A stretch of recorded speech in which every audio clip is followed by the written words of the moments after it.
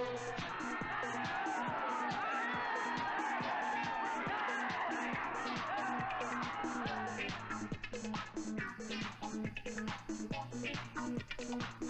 Good morning जी, क्या हाल चाल है। C U T P G 2022। Subject है लाइफ साइंस। पेपर कोड है P G Q P 22। Questions की प्रैक्टिस कर रहे हैं part 4 amino acids. Channel subscribe नहीं कर रखा है तो कर लो घंटी के साथ। और ये बताओ मुझे कि ये स्ट्रक्चर किस चीज का है भाई। देखिए, ये जो लाइट ब्लू वाले स्ट्रक्चर्स हैं ये हैं कार्बन, रेड वाले हैं ऑक्सीजन, ब्लू वाले हैं नाइट्रोजन और व्हाइट वाले सब के सब हाइड्रोजन हैं। तो क्या तुम इस स्ट्रक्चर को पहचान सकते हो?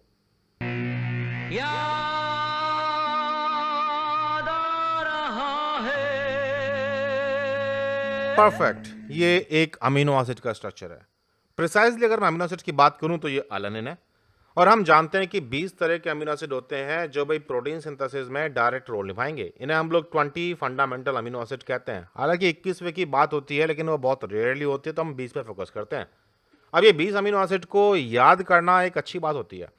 जैसे कि इंग्लिश लैंग्वेज को कंट्रोल करने के लिए मुझे अल्फ़ाबेट्स आने चाहिए, सेम ऐसे ही मुझे प्रोटीन बायोलॉजी को, या कह लीजिए आज की तारीख में भाई जो भी बायोलॉजी के अंदर आपको समझना है, उसके लिए 20 अमीनो एसिड फाउंडेशन है। क्या तुम ये अमीनो एसिड के स्ट्रक्चर याद कर पाओगे? और अगर याद करोगे भी तो कितना टाइम लोगे? चलिए, 20 अमीनो एसिड याद करना मुश्किल है, बट क्या तुम इन वर्ड्स को याद कर सकते हो? हु साहब, HUSAHAB। अमीनो एसिड को याद करने का बेस्ट तरीका होता है कि भाई आप अमीनो एसिड को उनकी प्रॉपर्टी के बेस पर बांट दो, और ये अल्फाबेट उनकी प्रॉपर्टी के लिए ही क्रिएट किए गए हैं। अगर हम अल्फाबेट को एलोबरेट करना चाहें तो हम H को बोल सकते हैं कि H है हाइड्रोफोबिक, जो छोटे वाले अमीनो एसिड हैं उनको हम लोग यहां डालेंगे। अनयूजुअल अमीनो एसिड जो खास प्रॉपर्टी दिखाते हैं, S for sulphur containing amino acid, A for acidic amino acid जिनमें नेगेटिव चार्ज होता है और उनके भाई बंधु, H for hydroxyl amino acid जिनमें OH ग्रुप होता है, A फॉर एरोमेटिक और B फॉर बेसिक। तो क्या ये आप फिल कर सकते हो? जब एक बार हम लोग इसको सीख लेते हैं तो फिर अमीनो एसिड इसके अंदर डालने मुश्किल नहीं पड़ते। जैसे कि हाइड्रोफोबिक छोटे वाले अमीनो एसिड में विला वर्ड इस्तेमाल कर सकते हो आप। V for valine, I for isoleucine, leucine और एलानिन। अनयूजुअल अमीनो एसिड ऐसे होते हैं जो नॉर्मल अमीनो एसिड की प्रॉपर्टी फॉलो नहीं करते, जैसे कि P फॉर प्रोलीन और G फॉर ग्लाइसिन। ये दोनों unusual amino acid structural property के मामले में। सल्फर कंटेनिंग अमीनो एसिड हैं MC, M मैथ्योनिन के लिए कर लीजिए और C for cysteine. Acidic amino acid और उनके परिवार के दूसरे भाई बंधु, जैसे D का मतलब है एस्पार्टिक एसिड, तो भाई एस्पार्टिक एसिड का एक भाई है एस्पाराजीन, जिसे आप N से इंडिकेट करते हो। सिमिलरली एक अमीनो एसिड है ग्लूटामिक एसिड E, और उसका बंधु है ग्लूटामीन, जिसे आप Q से इंडिकेट करते हो। अब हाइड्रोक्सिल कंटेनिंग ग्रुप में आप दो अमीनो एसिड को डालेंगे, सीरीन एंड थ्रियोनिन ST। और एरोमेटिक अमीनो एसिड जिनमें R ग्रुप एरोमेटिक है, उनके लिए हम लाएंगे FWY, फ्यू वाई जो भी आप बोलना चाहो। F for phenylalanine, W for tryptophan and Y for tyrosine.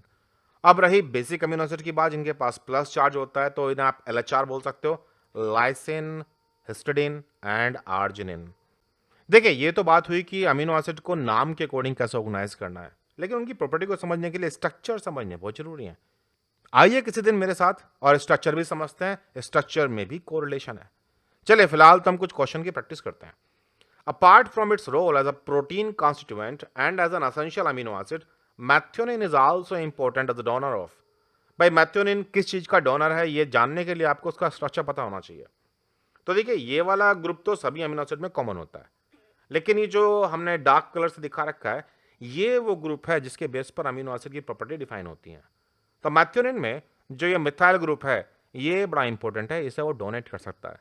इसलिए बहुत जगह जहां हमें मिथाइल ग्रुप की जरूरत पड़ेगी, मैथ्योनिन एस एडिनोसिल मैथ्योनिन के रूप में, जिसे हम लोग प्यार से सैम भी बुलाते हैं, ये मिथाइल ग्रुप डोनेट करने के लिए आएगा। तो इसका आंसर है एक्टिव मिथाइल ग्रुप डोनेट करने वाला बंदा है ये। अब आती है बात क्वेश्चन नंबर 45 की। ग्लाइसिन, जिसे हम लोग प्यार से ग्लाइकोकॉल भी कहते हैं, is the simplest amino acid and the only one lacking. अब देखिए, अमीनो एसिड की प्रॉपर्टी को समझ लेते हैं पहले।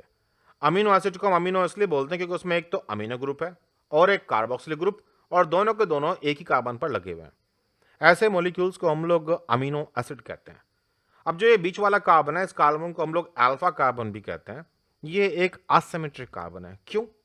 क्योंकि इसके जो 4 बॉन्ड हैं वो चारों बॉन्ड 4 अलग-अलग ग्रुप के द्वारा सैटिस्फाई हैं।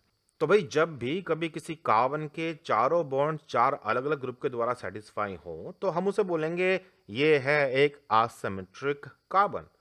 लेकिन जब मैं ग्लाइसिन की बात करता हूं तो ग्लाइसिन में आर ग्रुप के नाम पर केवल हाइड्रोजन लगा हुआ है। नतीजा, अब इस कार्बन के 2 बॉन्ड्स एक जैसे एटम के द्वारा सेटिस्फाई हो रखे हैं।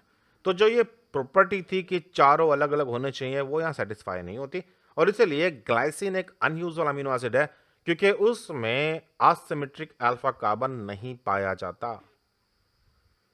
अब आती है बात हिस्टोन्स की। भाई हिस्टोन्स आप जानते हैं कि हिस्टोन्स का काम है डीएनए से चिपकना और ये डीएनए से इसलिए बाइंड कर पाते हैं क्योंकि हिस्टोन्स के पास खूब सारा पॉजिटिव चार्ज होता है और डीएनए के पास है नेगेटिव चार्ज। तो नेगेटिव पॉजिटिव चार्ज के इंटरेक्शन की वजह से हिस्टोन्स डीएनए से बाइंड करते हैं और न्यूक्लियोसोम बनाते हैं, जिससे आप डीएनए की या क्रोमेटिन की पैकिंग यूनिट भी बोलते हो। तो अब आपको याद होना चाहिए कि हमारे पास केवल 3 अमीनो एसिड ऐसे हैं जिनके पास प्लस चार्ज होता है, उन्हें हम बेसिक कहते हैं। ये हैं K for lysine, R for arginine and H for histidine. अब चेक कर लीजिए आपके ऑप्शंस में ये कहां मौजूद है। तो लाइसिन एंड आर्जिनिन करेक्ट हो गया। एस्पाराजीन की बात नहीं कर सकते, ग्लाइसिन की बात नहीं कर सकते और ल्यूसिन की बात नहीं कर सकते। तो ऑप्शन नंबर 1 है इसका करेक्ट आंसर। अब देखिए कहने को अमीनो एसिड 20 हैं और ऐसा नहीं है कि इन्हें बहुत टाइम लगता हो समझने में और करने में। मन के वहम है और डर है। जब हम डर निकाल करके स्ट्रक्चर को ड्रॉ करना शुरू करते हैं तो बेसिक केमिस्ट्री के प्रिंसिपल का इस्तेमाल करके हम समझ लेते हैं इनको, कहाँ चार्ज है कहाँ चार्ज नहीं है, किसका OH कैसे काम आएगा एंड सो ऑन। और एक बार आपको अमीनो एसिड समझ में आ गया तो फिर समझ लो आपको पूरी प्रोटीन बायोलॉजी समझ में आ गई। अगेन मैं फिर बोल रहा हूँ, अमीनो एसिड को याद करना, उनके स्ट्रक्चर को समझना या वापस रिप्रोड्यूस करना ये मन का डर है। जिस दिन आप उसे करना शुरू करते हैं तो आप बड़े आराम से कर लेते हैं। मेरे साथ क्रैश कोर्स ज्वाइन करने के लिए आप मुझे व्हाट्सअप कर सकते हैं 9013902981। चलिए फिर मजे कीजिए और अमीनो एसिड के स्ट्रक्चर को जरूर याद कीजिए। मिलते हैं जल्दी कुछ और क्वेश्चंस के साथ। Bye bye.